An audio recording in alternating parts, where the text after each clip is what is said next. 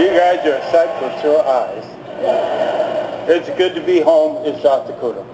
It's been a long road home for the South Dakota senator, 8 months since the brain hemorrhage that nearly killed him in December.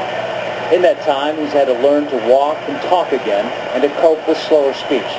I will promise you that when my speech is back to normal, I will not act like a typical politician and overuse the gifts.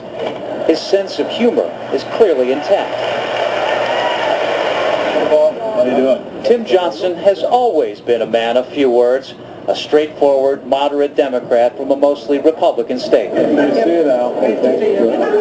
man so respected by his colleagues that they made him chairman of the Senate Ethics Committee, and he is one of the few senators with a child who has served in Afghanistan and Iraq.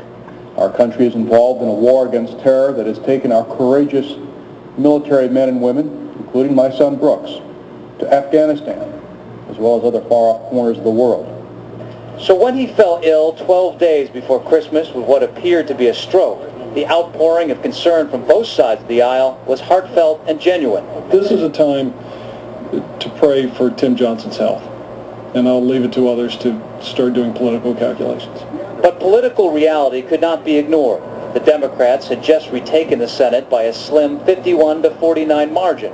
If Tim Johnson died or stepped down, the Republicans could have regained control. There is late news breaking in Washington tonight. The sudden illness of Democratic Senator Tim Johnson is in critical condition. Democrats control the Senate 51-49 Majority. The Senate would be 50-50, and control of the Senate could be imperiled. I had reporters that were yelling at me saying, well, clearly you understand that this is a 51-49 Senate, that this is a big deal, which was incredibly offensive.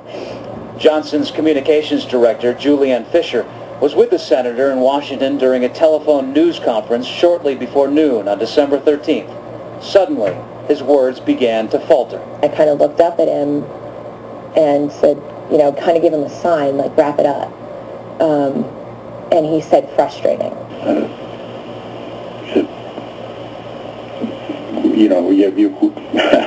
It just is frustrating. And I turned and I looked at his scheduler, and I pulled her aside and I said, there's something wrong. I think he's having a stroke. By 12:15, he was probably in the ambulance and gone.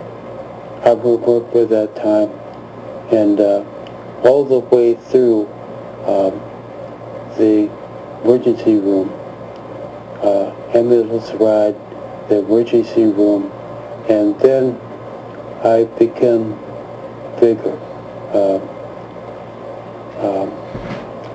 I don't remember anymore.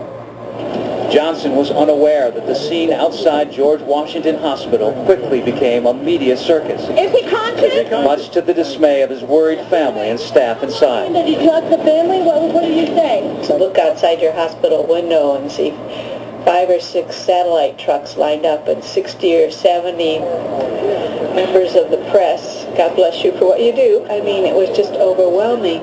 It was surreal, really. That's the only word you can use to see your boss and the little charts of his brain up on the screen, and you're sitting there with his wife and children. Our oldest son put it best. He said, it's like our dad's a poker chip. In what sense? The control of the Senate rested on him, and, it was kind of like who held the chip. All I kept thinking was, this family does not need to be hearing this on national television right now. Tim Johnson had brain surgery that night, and what doctors found was not the effects of a stroke, but rather an arteriovenous malformation, or AVM.